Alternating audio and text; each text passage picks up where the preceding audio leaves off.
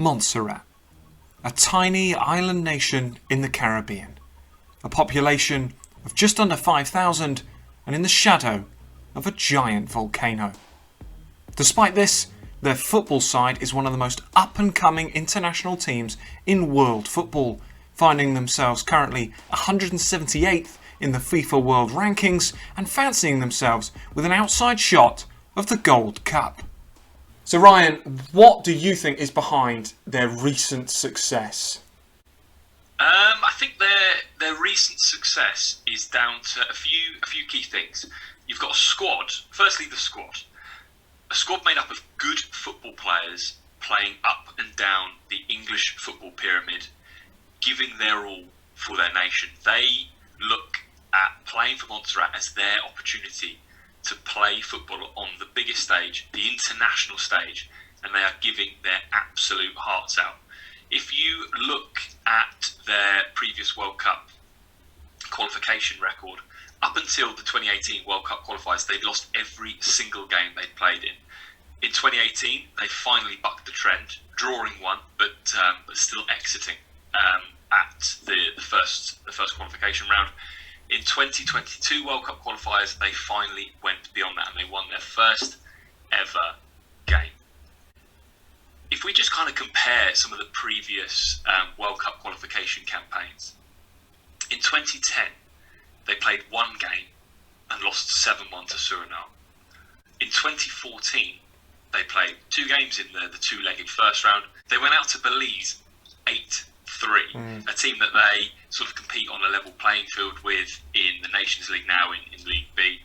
And the goal scorer for them in that was J. Lee Hodgson, a good player, Hodgson, but always was competing in the lower echelons of the English football pyramid.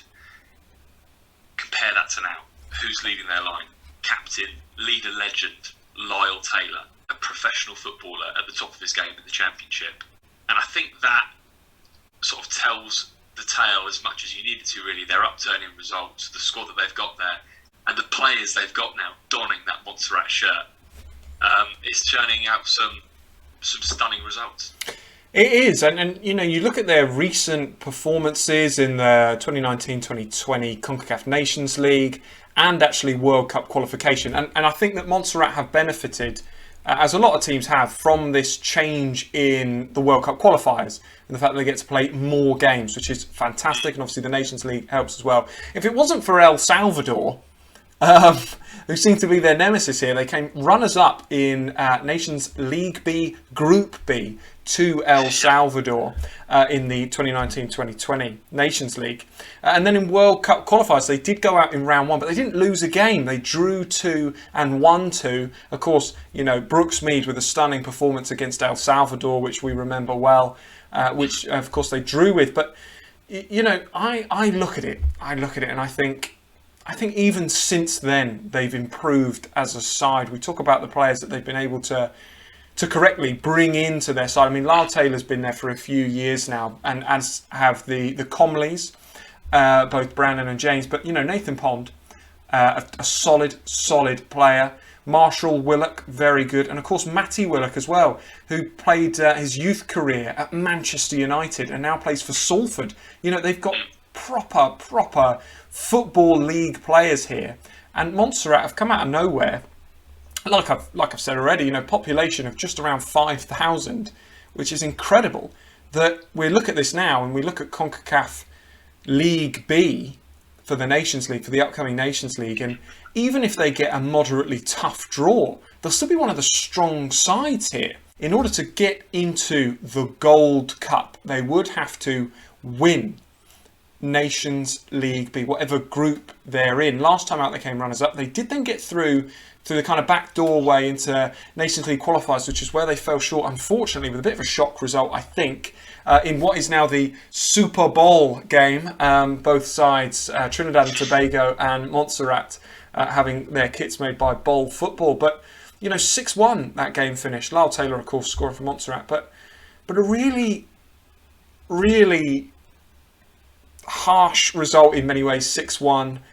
But I think this time, if they get a favourable draw, I think they'll be potential favourites to win a group. But even with a tricky draw, I think that they've come even further since then.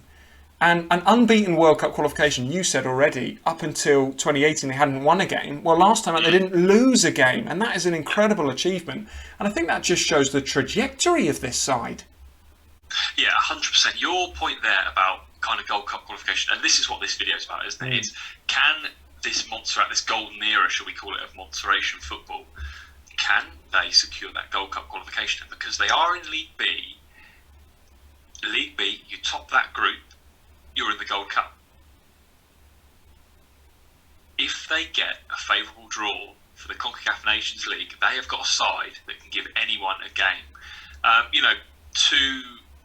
To come second in their group last time, the Trinidad and Tobago result was a bit of a poor one. It was a blip on what had been an otherwise fantastic 2021. But I don't see that as the kind of the crescendo of this Montserratian wave. I think they'll go again, and CONCACAF Nations League 22-23 could be the second coming of this squad, because not only have they got the sort of seasoned veterans that have now been there and done it on the international stage in both Nations League and World Cup qualification, they're flooding in some new players as well, mate. I was looking at this before. The average age of the squad is 28, but that includes young players that are coming through as well. You've mentioned Matthew Willock, Marshall Willock's a young buck. They've got Lewis Dubry, 18-year-old, that's on the books of Shrewsbury, a professional footballer, Montserratian, that's playing in the Football League, that's part of that squad. Joey Taylor, that we know, the younger brother of Lyle, is a solid player playing. But you just look at the players that... Do you know that Corin Brooks-Mead plays in Cyprus? That's insanely passionate. Yes, he does. Kaleem Simon, only 25 years old, playing in the Irish Premier Division for Drogheda as well. They could strike a fine balance of international experience with youthful exuberance. They get a favourable draw, they've got a real chance, Pat. But what would qualifying for the Gold Cup mean for the Montserratians? We caught up with Kenrick from the Emerald Boys fan club to find out. What would it mean if the Emerald Boys qualified for the Gold Cup? Let me think. You know what? It will be a great achievement for everyone on the island, and it would be like another great one of these success stories in world football.